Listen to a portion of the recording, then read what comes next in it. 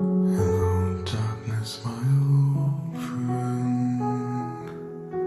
I've come to talk with you again, because a vision softly creeping left its scenes while I was sleeping, and the vision that was planted in my brain still remains within the sound of silence.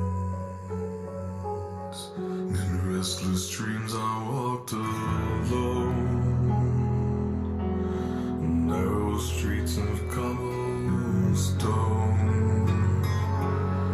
neath the halo of a street lamp.